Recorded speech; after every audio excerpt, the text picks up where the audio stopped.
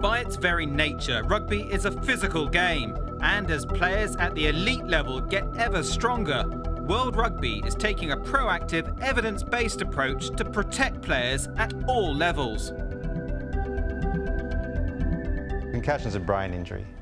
It occurs usually because of a direct blow to the head or alternatively a whiplash event. What happens is that your brain actually rattles within your skull, and a result of that you get microscopic changes in the brain, or you get chemical releases or imbalances, and that causes an impact on the functioning of the brain.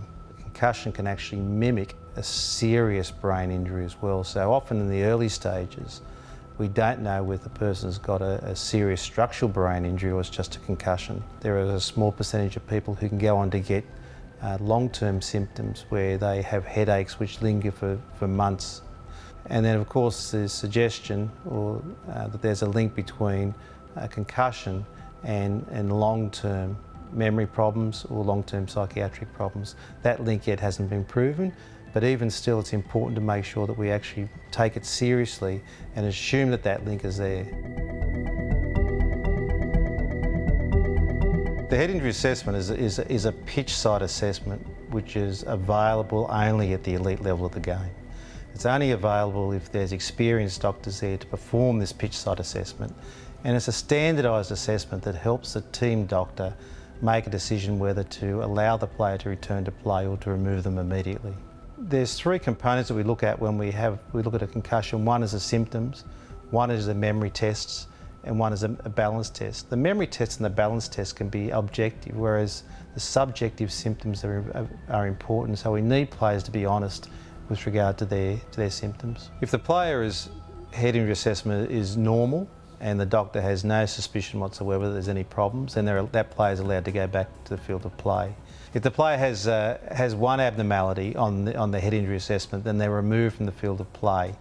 That doesn't diagnose a concussion, because what we then do is a follow-up, which is most important. And after the game and before they leave the stadium, the players then have what we call an HIA2.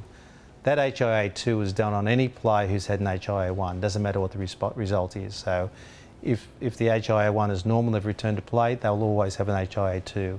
And those players all then go on to have an HIA3, which occurs at 36 to 48 hours after the injury. So we have a 3-point in time diagnostic approach to try and identify concussive events.